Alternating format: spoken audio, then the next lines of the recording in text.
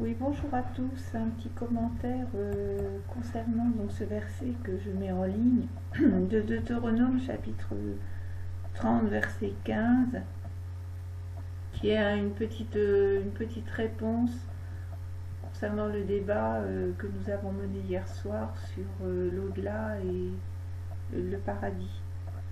Donc ce verset vous dit: regarde, j'ai mis aujourd'hui devant toi tant la vie et le bien que la mort et le mal. Car je te commande aujourd'hui d'aimer l'Éternel ton Dieu, de marcher dans ses voies, de garder ses commandements, ses ordonnances et ses droits, afin que tu vives et que tu sois multiplié, et que l'Éternel ton Dieu te bénisse au pays dans lequel tu vas pour le posséder. Voilà, donc ça, en fait, c'est un discours que Moïse tient à son peuple. Naturellement, il parle au nom de l'Éternel aux sacrificateurs.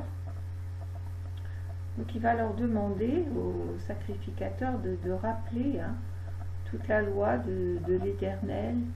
Et puis c'est cette injonction que Dieu donne, de marcher dans ses voies, qu'il a mis devant nous la vie et le bien, et qu'il a mis la mort et le mal aussi devant nous, donc à nous de faire notre choix. Et à l'époque de Moïse, il en allait de même.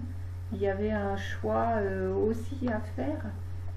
Donc Moïse, il nous est dit que tous les 7 ans, il demande aux sacrificateurs de rappeler au peuple cette loi. Donc au moment de la fête des tabernacles, et il va falloir qu'il le rappelle aux hommes, aux femmes, aux enfants, et aussi, ce qui est très important, à tout étranger dans tes portes.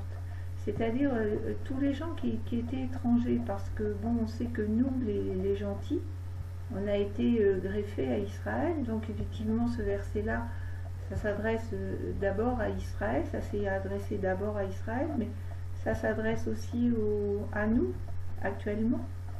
Et un petit peu plus loin dans le Deutéronome 31, on lit que Dieu rappelle aussi à nouveau: je suis vivant éternellement. Donc il confirme aussi que bon, il est Yahvé l'Éternel, que effectivement son commandement, c'est des commandements qui sont éternels, c'est des commandements qui conduisent à la vie ou à la mort.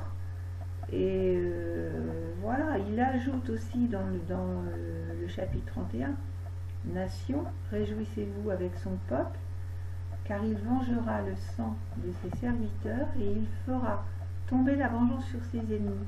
Et il fera l'expiation de sa terre et de son peuple. Et nous, on sait très bien, nous les chrétiens, que Jésus-Christ a fait l'expiation. C'est lui-même qui s'est offert en victime expiatoire pour nos fautes. Parce que justement, c'était trop compliqué de respecter la loi. Donc là, je vous en prie, nous sommes sous le temps de la grâce. Vous voyez, Dieu n'a pas changé d'idée. Il a toujours le même dessein envers nous. Il use de patience envers nous. Ça, c'est écrit dans le Nouveau Testament.